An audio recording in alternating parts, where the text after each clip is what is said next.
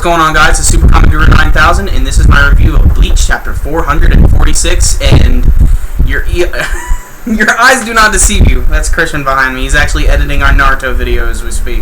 I figured this would be a perfect time to go ahead and do this Bleach review, and woohoo, what a chapter it was. Of course, this was typical shonen fare.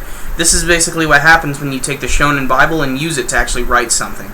It ends up like this chapter. That's not to say it was a bad chapter. In fact, it was pretty entertaining, but it was pretty standard stuff that you would see from Bleach.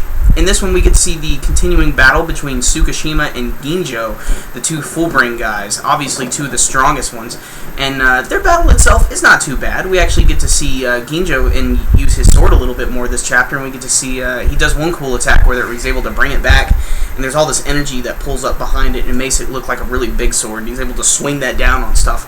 I thought that was some really cool stuff, but otherwise, not that much actually happened in this chapter. It was pretty simple. Like I said, it was Tsukishima and Ginjo fighting. And while they're fighting during all this time, Ichigo, of course, he's always the hot-headed guy. He always feels like he's got to get in there and do everything himself. And that's when it sort of dawned on me. Ichigo always wants to fight, and he has orange hair. Ichigo is totally Irish. Big whoop, wanna fight about it? He just wants to fight all the time. It's perfect. But, of course, Chad gets in the way, and he's like, hey, man, you don't need to get in there. You're not ready for this. Again, standard stuff. He just hasn't trained enough. He's not ready.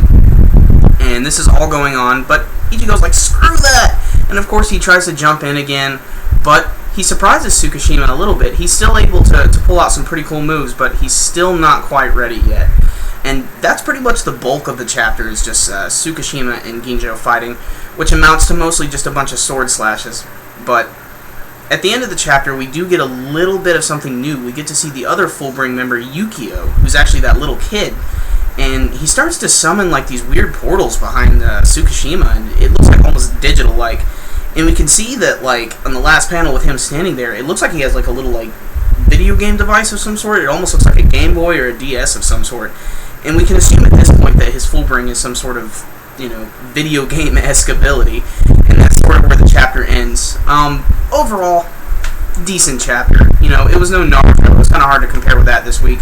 But I could easily give it a 7 out of 10, simply for the fact that it was fairly interesting, and the last page did sort of save it. But otherwise, alright chapter. Guys should go ahead and check it out. Alright, that's it for this week. SuperKamiGuru9000.